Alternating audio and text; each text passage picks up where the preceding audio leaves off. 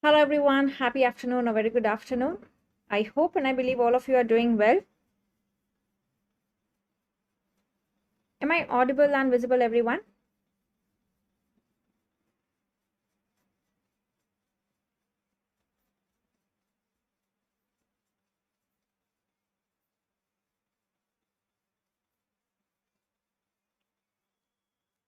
Yes,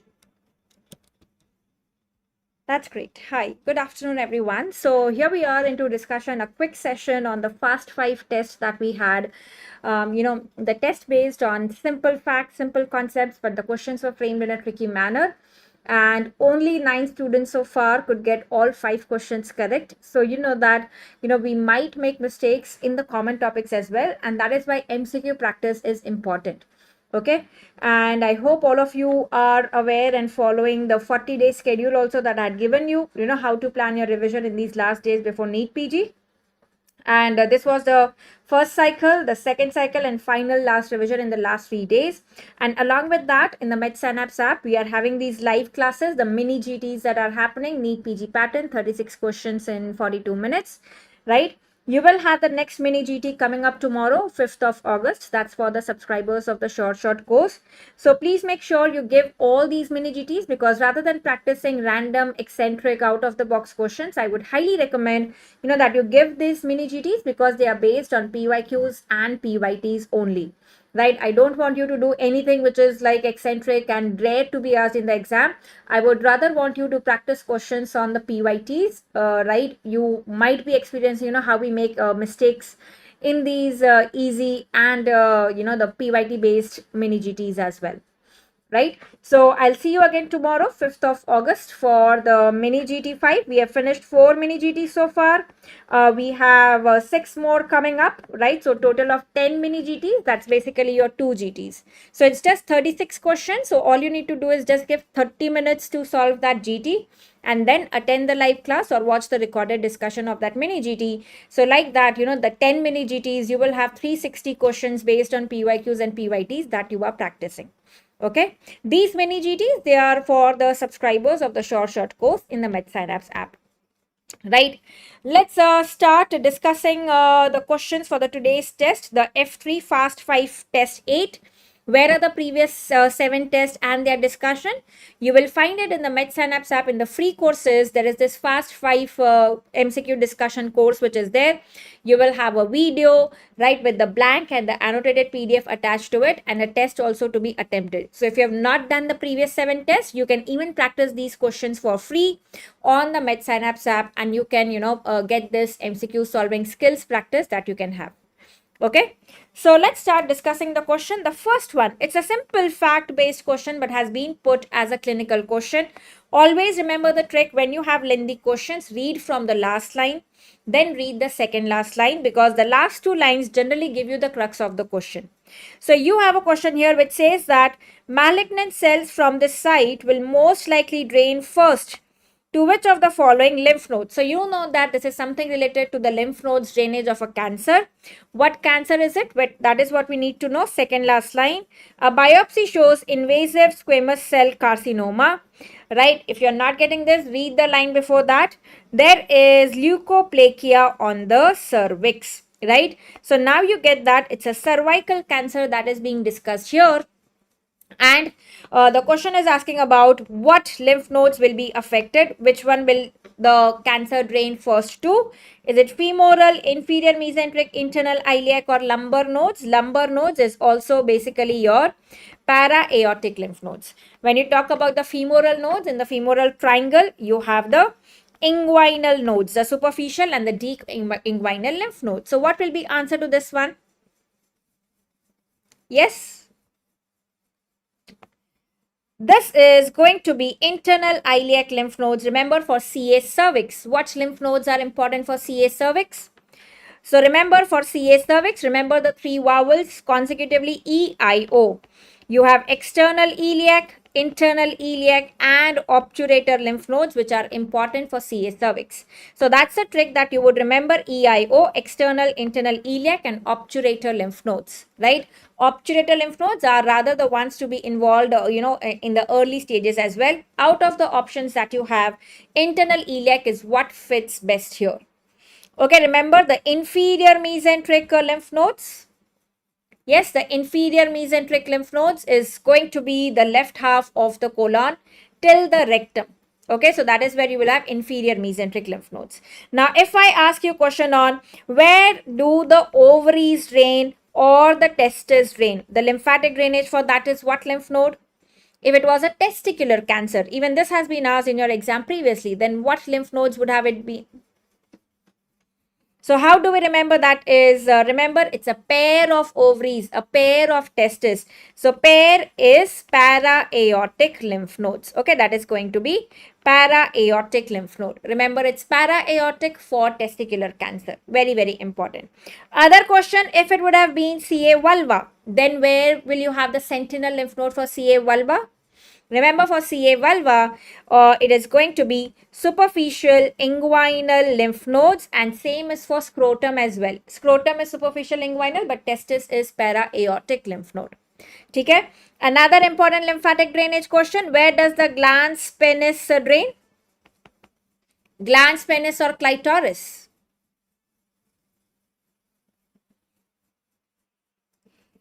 That drains to what structure?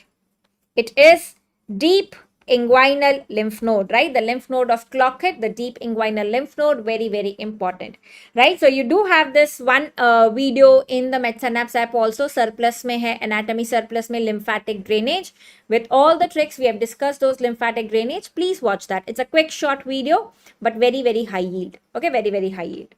Right, so that was about this one. Going to the next question. A similar question has been asked in your exam previously. So the question is on what is the mean number of episodes of UTI for children, the total of which is 100, in the sample shown in the graph. So look at the graph here.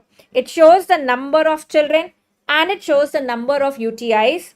This is the bar diagram that you are seeing, and it is telling you the number as well in the bar itself. It is 25 children are having 0 UTI, 30 children are having 1, 10 are having 2, and 35 are having 3. So what is, when you want to calculate the mean number of UTI per child, kitna hai?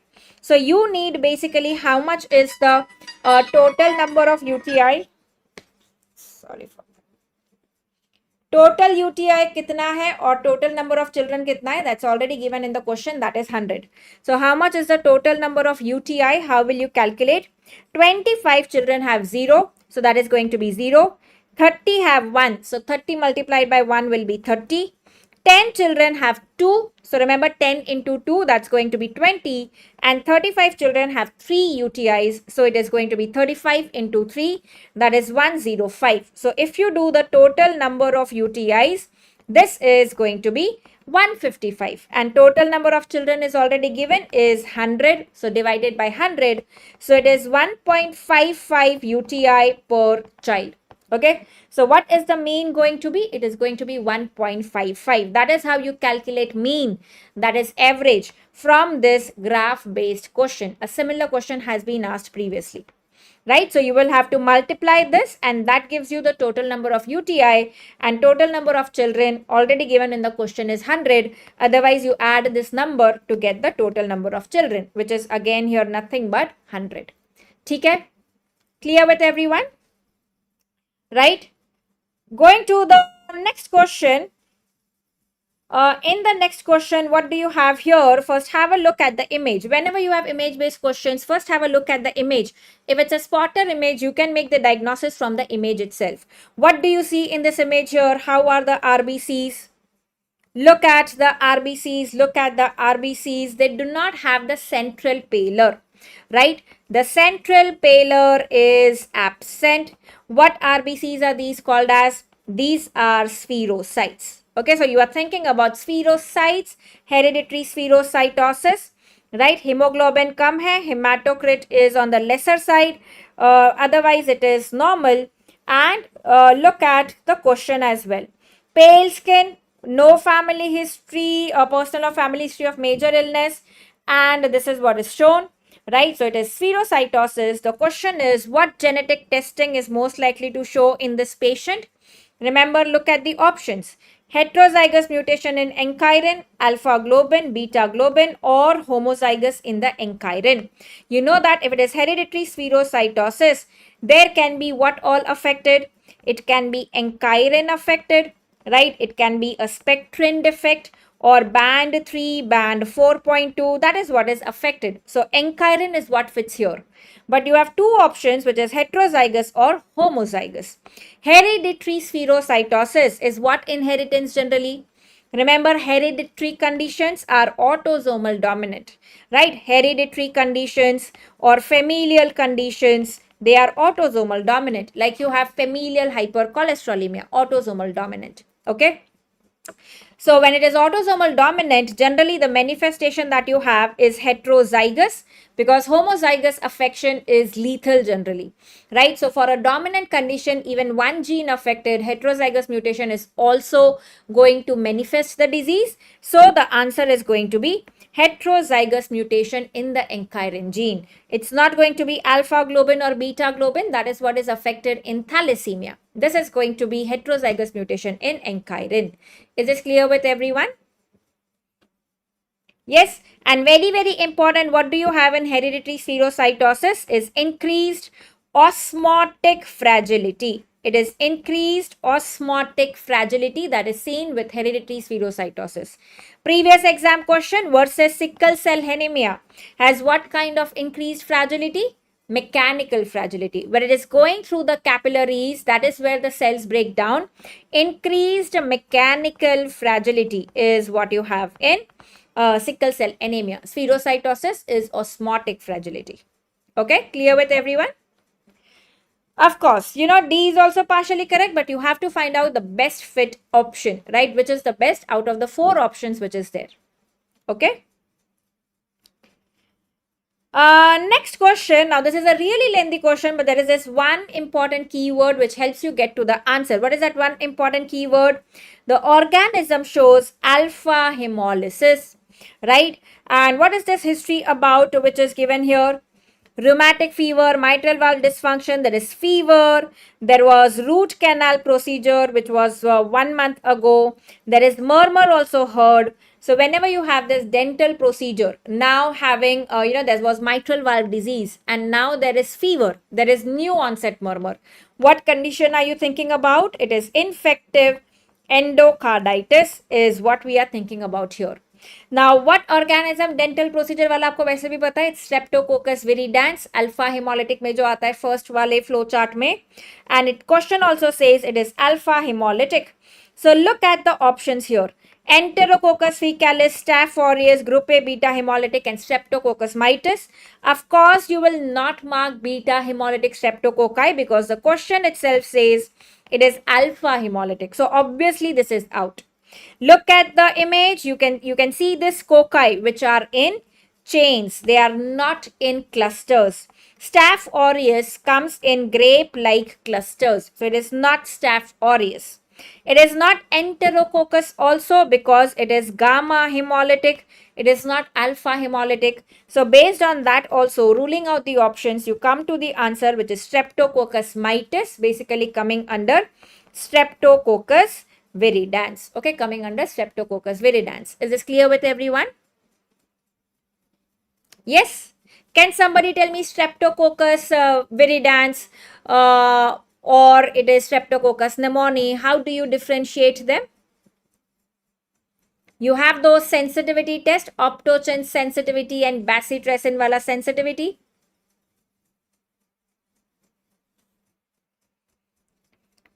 Yes?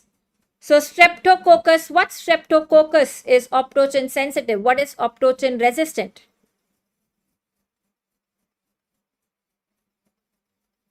Correct. Optogen, remember for alpha hemolytic, A another vowel, you do another vowel wala test which is optogen sensitivity test. And which is resistant, which is sensitive?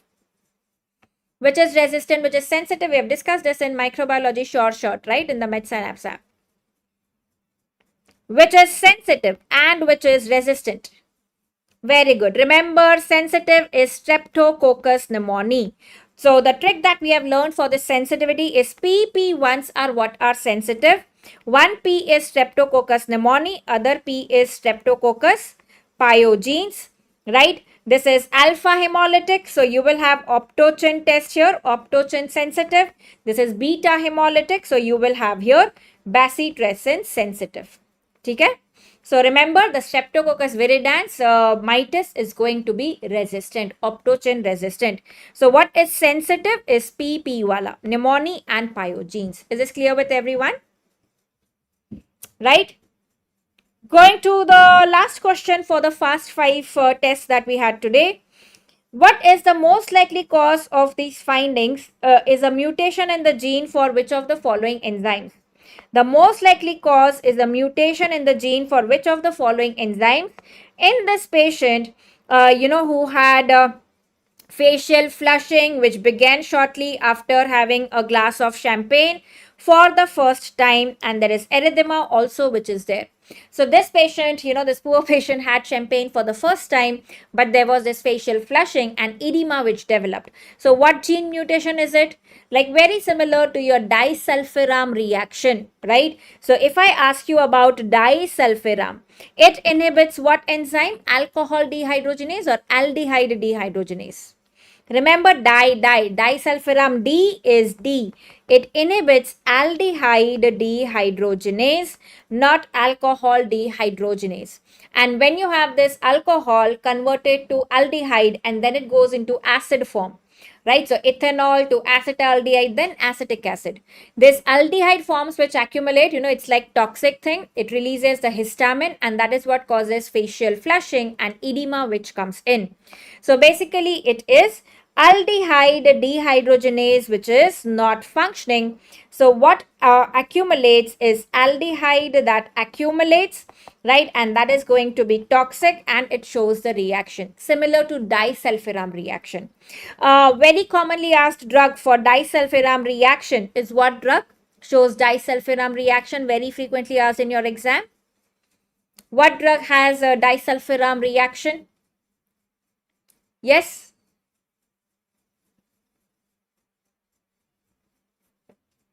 So they give you that the patient had diarrhea, dysentery, and the patient was taking some drug. फिर ये disulfiram reaction हुआ. That is metronidazole. Very, very important. Remember, metronidazole, griseofulvin, right? These drugs are frequently asked in the exam. Absolutely right. Okay, so that is aldehyde dehydrogenase. So those were the quick 5 questions for today. A quick revision. First one we said CA cervix EIO. It is internal iliac that will come here. Next on this graph based calculating the mean. Total number of UTIs divided by total number of children. You have to multiply and get total number of UTIs. Third one was hereditary spherocytosis, encheirin, heterozygous mutation, autosomal dominant, heterozygous is more common. And then you had this alpha hemolytic, infective endocarditis, dental procedure, it is streptococcus, streptococcus mitis, that is viridans. And finally, you had this post-alcohol facial flushing and edema, is this aldehyde dehydrogenase enzyme mutation, which is leading to accumulation of aldehyde. Okay. So that was the quick fast 5 session for today, guys. Tomorrow we will have in-app the mini GT discussion, right? So tomorrow 5th of August, next will be on 9th and then 13th August. Then you will have 17, 21 and 25 August. So total of 10 mini GTs, 36 questions in 42 minutes. Right, tomorrow's mini GT also will be heavily based on PYQs and PYTs. Not the same PYQs, but with a twist. Right, so make sure all of you, no matter what other resource or platform you are using, at least these 10 mini GTs is what you are doing, because, that will save you from doing mistakes in those commonly asked topics in the exam. Which question are you asking about in the app? Where is the question? So this YouTube video ka description has the link which is there for the entire previous test also, the free course of this Fast 5 MCQ discussion, and the annotated PDF of this video also will be uploaded there in the same course. You will have free courses tab on the app homepage. Go there and you will find this Fast 5 MCQ discussion course. You will find all the tests there. Okay, the previous Fast 5 as well. Right, so that was a quick session for today, a quick assessment test for today. If you have liked this, you want more such sessions, guys, please do let me know in the comments of this video so I can plan more YouTube live sessions also for you before your upcoming NEET PG exam. Okay, where to do MCQs in the Medsynapse app? Go to the TND folder. In the TND folder, every video has PDF attached or test attached. So whichever you want, you can attempt that test and you can watch the discussion video as well. Okay. So thank you so much everyone for joining in. I'll see you again tomorrow on the Medsynapse app with the mini GT5 discussion. Till then, goodbye, take care and keep studying, keep revising, keep Medsynapsing and keep winning. Thank you.